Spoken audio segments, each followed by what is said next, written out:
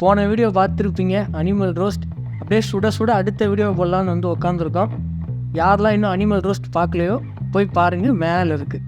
இப்போ அனிமல் படம் பார்க்கலான்னு தேட்டருக்கு போயிருந்தோம். பார்த்தா 10 டிக்கெட்டு கூட சேரலப்பா. 10 டிக்கெட் சேர்ந்தால் தான் போடுவேன், இல்லைன்னா ஷோ கேன்சல் பண்ணிடுவேன் அப்படின்னு சொல்லிட்டாங்க. சரி, என்னடா எல்லாம் கூட்டமாக வரீங்க, ஆனால் எவனும் இந்த படத்துக்கு டிக்கெட் எடுக்கல, என்னடா நடக்குதுன்னு பார்த்தா எல்லாம் கூட்டமாக ஜோடியாக 3 படத்துக்கு போயிட்டுருக்குறாங்க.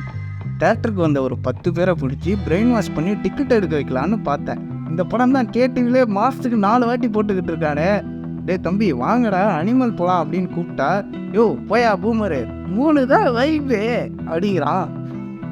சரி, அப்புறம் என்ன பண்ணுறதுன்னு சொல்லிட்டு நாங்கள் வேறு தேட்டருக்கு போயிட்டோம். சரி, அப்படி என்னடா இருக்குன்னு போய் இந்த படத்தை ரீவாட்ச் பண்ணால் கிலோ கணக்கில் கண்டென்ட் இருக்குது. ஸோ நீங்கள் பார்க்க போகிறது 3 ரோஸ்ட்.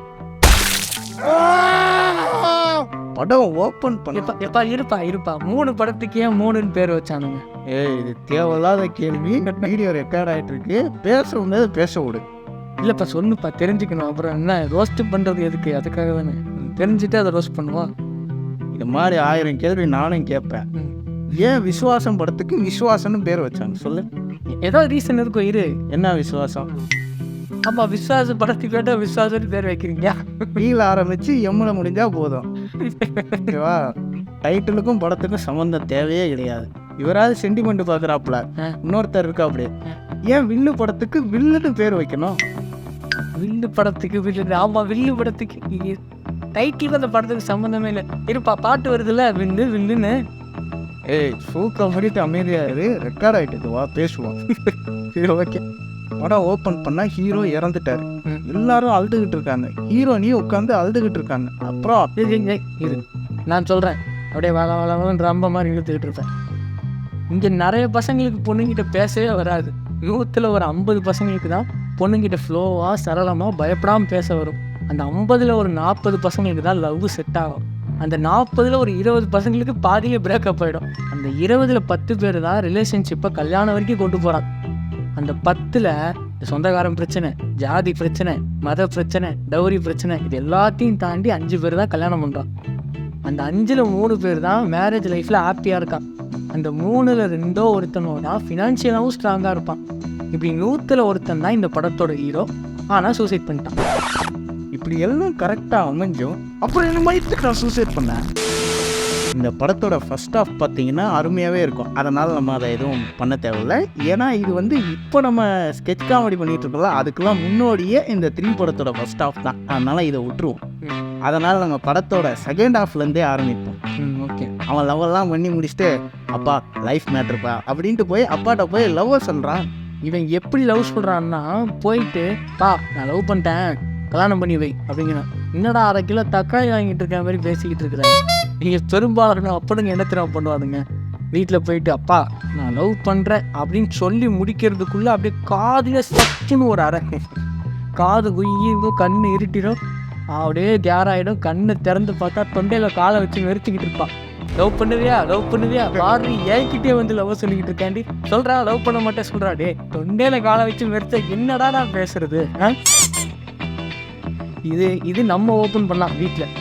இதே அரசல் புரசலாக சொந்தக்காரன் இல்லை தெரிஞ்சவன் ஒன்றாவது ரோட்டில் நம்ம லவ் பண்ணிகிட்டு இருக்கிறத பார்த்துட்டு வீட்டில் போட்டு கொடுத்துருவானுங்க. கரெக்டாக சாப்பிட்டுட்டு இருக்கும்போது ஓப்பன் பண்ணுவாப்பில். சரி, உன்னை எங்கேயோ பார்த்ததா சொல்கிறாங்களே, வெளியே எங்கே போயிட்டு வரேன்? இப்போ நான் காலேஜ் தான் போயிட்டு வரேன். இல்லையே, ஏதோ ஒரு பொண்ணு கூட சுற்றிக்கிட்டு இருக்கேன்றாங்க. இப்போ அதெல்லாம் இல்லைப்பா, பொய்யா சொல்கிறேன் அப்படின்னு சொல்லிட்டு சாப்பிட்டுக்கிட்டு இருக்க தட்டி எடுத்து மூஞ்சில் விசிங்க அடிச்சேன். அப்படியே முடிய பிடிச்சி குனிய வச்சு பொங்குன்னு குத்துவான். சரி, அடியை கூட தாங்கிடலாம்ப்பா. அடுத்து இறங்குவானுங்க எமோஷ்னல் பிளாக்மெயிலில். அதை தான் பொறுத்துக்கவே முடியாது. நல்லா பேசிக்கிட்டே இருப்போம், ஆர்கியூ பண்ணிக்கிட்டே இருப்போம். கேட்க மாட்டேன்டி, இவன் பேச கேட்க மாட்டேன்டி அப்படின்னு சொல்லிட்டு டாய்லெட்டு பக்கம் ஓடுறது. எதுக்கு இந்த நேரம் இந்த ஆள் டாய்லெட் பக்கம் ஓடிக்கிட்டு இருக்கான், சம்மந்தமே நம்ம எதுக்கு இந்த ஆள் பண்ணிக்கிட்டு இருக்கான்னு நம்ம யோசிச்சுக்கிட்டே இருப்போம். போயிட்டு பெண்ணா இல்லைங்க ஆசிடுங்க அப்படின்னு. இந்த ஆள் வாழ்நாளில் பாத்ரூம் கழுவியே நான் பார்த்தது கிடையாது. திடீர்னு இருந்தாலும் எதுக்கு பாத்ரூம் கழுவ போகிறாப்புல நம்ம யோசிச்சுக்கிட்டே இருக்கிறதுக்குள்ள அந்த ஆசிடையோ இல்லை பினாயில் பாட்டிலோ எடுத்து வாய்க்கிட்ட வச்சு ஆட்ட வேண்டியது. நான் குடிச்சிடுறேன் எல்லாரும் இருக்காங்கன்ற தைரியத்தில் யாராவது பிடிச்சிருவாங்கன்னு. ஆமாம், இப்படி ஏதாவது சீன் கிரியேட் பண்ணால் தானே காப்பாற்றுவீங்க. தனியாக போய் குடிச்சுக்கிட்டா செத்து கிடப்பா. இதே அம்மாக்கள் என்ன தெரியுமா பண்ணுவாங்க, குடுன்னு பீரோவுக்கு ஓடுவாங்க. பட்டு புடவையெல்லாம் விட்டுட்டு ஒரு கிழிஞ்ச நஞ்சு போன ஒரு புடவையை தேடுவாங்க. எதுக்குன்னா நான் தூக்கப்பட்ட போகிறேன், ஐயா என் குடும்ப மானத்தையே வாங்கிட்டான், லவ் பண்ணுறான்ட்டான். எதுக்கு தெரியுமா பழைய புடவை, அதே மீறி தொங்கிட்டா அறுந்து விழுந்துரும்ல, சேஃப்டிக்கு தான்ப்பா. இதே பொண்ணுங்க வீட்டில் லவ் பண்ணுறேன்னு சொன்னால் உடனே பருத்தி வீரனில் வர முத்தலகம் அவங்க அப்பம் போட்டு கையில் கிடைக்கலாம் எடுத்து அடிக்கிற மாதிரி அடிப்பான். கொஞ்ச நேரம் கழிச்சு ஸ்மாக் ட்ரை பண்ணுவான். இப்படி அடி உத டார்ச்சரெல்லாம் தாண்டி இல்லை அந்த பொண்ணோ பையனோ தான் வேணும்னு ஸ்டப்பனாக நின்னா, என் கண்ணு முன்னாடி நிற்காத, வீட்டை விட்டு வெளியே போ அப்படிங்கிறது. சரிடா நான் கிளம்புறேன்டா அப்படின்னு போனா, போப்பா போ என் பணத்தை தாண்டி போப்பா அப்படிங்கிறது. என்ன தாண்டா பண்ணோம் இப்போ. இன்னும் சில அப்பனுங்க என்ன பண்ணுவானுங்க, இந்த வயலன்ஸ் எல்லாம் இறங்க மாட்டானுங்க. ஐ ஹேட் அதர் ஐடியாஸ் அப்படின்னு சொல்லிட்டு தோனி மாதிரி யோசிப்பானுங்க. மா அந்த தம்பியை அந்த கள்ளிக்காட்டு பக்கமாக வர சொல்லுமா, எல்லாம் பேசி முடிச்சிடலாமா அப்படின்னு சொல்லி அந்த பொண்ணை கன்வின்ஸ் பண்ணி அந்த பையனை வர வச்சு அந்த கள்ளிக்காட்டிலே வச்சு அவனை வேர்டர் பண்ணிட்டு அந்த பொண்ணை பிடிச்சி என் குடும்ப கௌரவத்தை காப்பாற்றிட்டவா நீதாவா என் பொண்ணும் பாருங்க. இப்படி நாங்கள் சொன்ன மாதிரி எதுவுமே இந்த படத்தில் நடக்கல. அவங்க அப்பா கிட்ட போய் நான் லவ் பண்ணுறேன்னு சொன்ன உடனே அவங்க அப்பா ரொம்ப மெச்சூர்டாக ஹேண்டில் பண்ணுறாரு. தனியாக பிஸ்னஸ் அரேஞ்ச் பண்ணி கொடுக்குறாரு, ஒரு ஃப்ளாட் எடுத்து கொடுக்குறாரு, பொண்ணையும் கல்யாணம் பண்ணி நீ தனியாக போயிடணும்னு சொல்கிறாரு. இப்படிப்பட்ட அப்பாலாம் யாருக்கடா கிடைக்கும்? இருந்து இவன் சூசைட் பண்ணிக்கிறான். சென்னையில் சொந்த வீடு அவனுக்கு கனவுடா. உங்கள் அப்பா அவனுக்கு 3 BHK ஃப்ளாட் எடுத்து கொடுத்துருக்காண்டா, இருந்தும் இவன் சூசைட் பண்ணிக்கிட்டான். அதான் எனக்கு எரிச்சலாக இருக்கு. என்னப்பா பொறாமப்படுறியா? எப்பா இது படம்ப்பா, நான் ஏன்பா பொறாம பண்ணான்? என்ன தெரியுது. ஆமாண்டா பரவாயில்லடா. பின்ன சுத்தியாசன் மாதிரி ஒரு பொட்டாச்சு 3 BHK ஃப்ளாட், அதை பார்த்தாலே தெரியுதுடா. இன்டீரியர்லாம் அவ்வளோ அழகாக இருக்குடா. தனியாக பிஸ்னஸ் யாருக்குடா அமை? அதுக்கப்புறம் ராம இது வரைக்கும் எல்லாரும் கொலை பண்ணிட்டாங்க அப்படின்னு தான் நினச்சிக்கிட்டு இருக்காங்க. ஆனால் அப்படி இல்லை, அவர் சூசைட் பண்ணிக்கிட்டாரா அப்படின்னு போஸ்ட்மார்டம் ரிப்போர்ட் வருது. இது கேட்டு சுதிகாசன் அழுதுகிட்டே போய் பிரபு கிட்ட போகிறாங்க. அப்பா இது மாதிரி அவனே சூசைட் பண்ணிக்கிட்டானா அப்படின்னு சொல்கிறாங்க. அப்போ அவங்க அப்பா என்ன சொல்கிறாரு, கரெக்டுமா, 1 வாரத்துக்கு முன்னாடி வந்துட்டு என் பேரில் இருக்க சொத்தெல்லாம் என் பொண்டாட்டி பேருக்கு மாற்றுன்னா. அப்போ புரியலம்மா, இப்போ புரியுது. அந்த ஆள் கண்ணை கசங்கிட்டு இருக்காரு. இருந்தாலே அப்போவே நோண்டி கேட்டிருந்தாலே அவன் ஏதாவது உளறிருப்பா, கண்டுபிடிச்சிருக்கலாம் அவனுக்கு ஏதோ பிரச்சனை இருக்குன்னு. அவன் செத்துட்டான்டா. 1 வாரம் கழிச்சு இன்ட்டு கொடுத்துக்கிட்டு இருக்கே யாரா நீ? ஒரு அப்பா பையனுக்கு ஃப்ரீடம் கொடுக்கலாம்ப்பா, அதுக்குன்னு அவனா போய் சூசைட் பண்ணுற அளவுக்கு அது ஃப்ரீடம் கொடுக்கறது. அதுக்கப்புறம் ஜனனிக்கு வந்து ஒரு லெட்டர் கிடைக்குது. அது பார்த்தீங்கன்னா ராமோட சூசைட் லெட்டர். அது பார்த்தீங்கன்னா படித்து பார்த்தா ஒன்றுமே புரியலை. எனக்கு புரியலை. எப்போ உனக்காவது புரியுதான்னு நீ சொல்லு, உங்களுக்கும் புரியுதா சொல்லுங்க. நான் எழுதி வச்சிருக்கேன். எழுதி வச்சிருக்கியா? சரி. ஆமாம், இப்போ படிக்கிறேன். உன் கூட நிறைய நாள் நான் வேஸ்ட் பண்ணிட்டேன். வேஸ்ட் பண்ணிட்டியா? சரி, எனக்கு ரொம்ப நேரம் இல்லை, நான் இப்போ போகணும், இல்லைன்னா தப்பாயிடும். நிறைய சொல்லணும். ஆனால் ஆனால் ஆனால் என்னாச்சு? வாழ்க்கையில் எல்லாருக்குமே எல்லாமே அமைஞ்சிடாது. ஆனால் எனக்கு அமைஞ்சுது. கரெக்டா? ஆனால் இப்போ எல்லாம் போச்சு. Love you Janani. உன்னை ஏதாவது காயப்படுத்தியிருந்தா சாரி. நீ வீட்டில் தனியாக இருக்காத, உங்கள் அம்மா வீட்டுக்கு போயிடு. கடைசியாக ஒரு முத்தம் தருவியா? ஏண்டா செத்து போயிட்டு என்னடா முத்தம் தருவியான்னு கேட்டுக்கிட்டு இருக்குது. என்னடா இது லெட்ரு? ஒன்றுமே புரியல. போண்டா மணி அடிச்சும் கேட்பாங்க, அப்பயே சொல்லிடாதீங்க அந்த மாதிரி இருக்கு. சூசைட் லெட்டரில் தெளிவாக எழுதுனவா இல்லையா, இதுக்குடா செத்தேன், எனக்கு என்ன பிரச்சனைன்னு. என்னடா இது விடுதலை மாதிரி இருக்குடா இந்த லெட்ரு, ஒன்றுமே புரியலடா. அது ஒன்றும் இல்லை, கீழே போட்டுறேன். அந்த லெட்ரு தான் இது. அப்பா அவங்க ஸ்கிரிப்ட் ஒழுங்காக எழுதியிருந்தா இந்த லெட்ரு ஒழுங்காக வந்திருக்கோம். சரி, இந்த புரியாத லெட்டரை வச்சுட்டு ஒன்றும் பண்ண முடியாது, என் ஃப்ரெண்டான செந்தில்கிட்ட போய் கேட்போம் அப்படின்னு சொல்லிட்டு போய் கேட்குறாங்க. போய் கேட்டால் அவர் சொல்கிறாப்புல, உங்கள் எல்லாருக்கும் ராமை பற்றி ஒரு சைடு தான் தெரியும், உங்களுக்கு தெரியாத இன்னொரு சைடு இருக்குது. அது என்ன பொண்டாட்டிக்கு தெரியாத என்ன சைடை இவ பார்த்தானா? ஃப்ளாஷ்பேக் ஓப்பன் பண்ணுறாங்க. அவருக்கு பார்த்தீங்கன்னா கொஞ்ச நாளாக எக்ஸ்ட்ரீம் எமோஷன் போயிட்டுருக்காரு. இதை போய் டாக்டர்கிட்ட விசாரித்து பார்த்தா அவருக்கு பைப்போலார் டிஸார்டர்னு சொல்லிடுறாங்க. இங்கே வர்றா, இப்படியே விட்டா பிரச்சனை ஆகிடும், வாடா ஹாஸ்பிட்டல் போகலாங்கிறாங்க. சரி மச்சான், சரின்னு மண்டே ஆட்டிட்டு காலையில் எழுந்திரிச்சு ஐப்பொங்கலுக்கு போகிறாங்க 2 பேரும். டேய் ஏண்டா தலையை சரி ஆட்டிட்டு அடுத்த நாள் ஐப்பொங்கலுக்கு போயிட்டுருக்குறீங்க. இந்த பாருங்க, சைக்கலாஜிக்கல் இல்னஸோ மென்டல் இல்னஸோ இருக்குன்னு தெரிஞ்சுட்டா தயவு செஞ்சு ஹாஸ்பிட்டலுக்கு போங்க, ஐப்பொங்கலுக்கு போகாதீங்க. பைப்போலார் டிஸார்டரை நாங்கள் ஜோக்காக்கவோ ஃபன்னாக்கவோ விரும்பலை.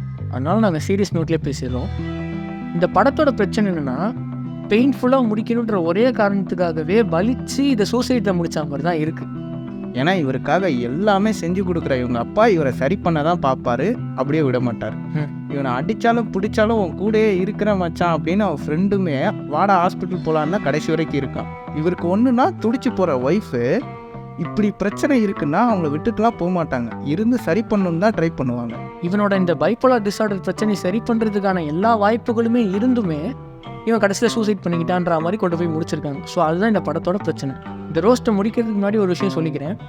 மென்டல் டிஸார்டரோ இல்லை சைக்காலஜிக்கல் ப்ராப்ளம்ஸ் எது இருந்தாலுமே தயவு செஞ்சு ஹாஸ்பிட்டல் போங்க, ஐயப்பன் கோயிலுக்கு போகாதீங்க. சரிப்பா, நான் பிள்ளையார் கோயிலுக்கு போவேன்ப்பா. இப்படி எவனாச்சும் சொன்னால் இப்படி மடக்கி வாயிலே குத்துங்க, ஓகேவா? இதுக்கான தீர்வு கடவுள்கிட்ட கிடையாது. ஹாஸ்பிட்டல் போகிறது தான் ஒரே தீர்வு. லைக் பண்ணுங்கள், ஷேர் பண்ணுங்கள், சப்ஸ்கிரைப் பண்ணுங்கள். ஏதாவது பிரச்சனைனா ஹாஸ்பிட்டல் போங்க, கோயிலுக்கு போகாதீங்க. எப்பா அப்போ நீ சொன்னல அது கண்டுபிடிச்சிட்டேன்ப்பா. என்ன கண்டுபிடிச்சேன்? 3 படத்துக்கு ஏன் 3ன்னு பேர் வச்சாங்க கண்டுபிடிச்சிட்டேன்ப்பா. சரி சொல்லு கேட்போம். என்னது? இப்போ படத்தில் தனுஷ் மொத்தம் 3 கெட்டப்பில் வருவார்ப்பா, அதான்ப்பா படம் பேர் 3. 3 கெட்டப்பில் வர்றதுனால தான் 3 பேர் வைப்பாங்களா? சும்மா நீ இஷ்டத்துக்கு வளர்த்துப்பா. இன்னும் இருக்குப்பா, சொல்லு என்னது?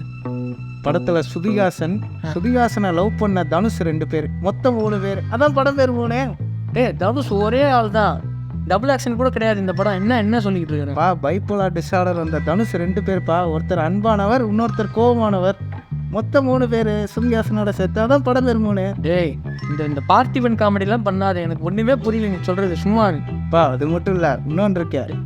சரி சொல்லு. அவங்க அப்பாட்ட போய் பா லைஃப் மேட்ருப்பான்னு மொத்தம் 3 வாட்டி கேட்டிருப்பாரு, அதான் படம் பேர் 3.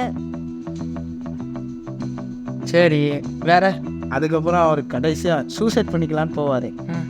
2 வாட்டி அட்டம்ப்ட் அடிப்பார், கழுத்தை இருக்க. 3ஆவது வாட்டி தான் அடுத்துக்கிட்டே செத்து போவார், அதான் படம் பேர் 3. உங்ககிட்ட கேட்டது என் தப்பு தான்டா, மனசு விட்டு.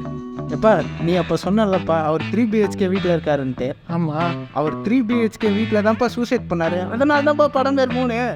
ஒப்பன் மாவனே, நீ இஷ்டத்துக்கு வளரிட்டு இருக்கிறது. போடா, எந்திரிச்சு போடா, வந்துட்டான். இப்போ நீ இவ்வளோ சொன்ன தெரியுமா?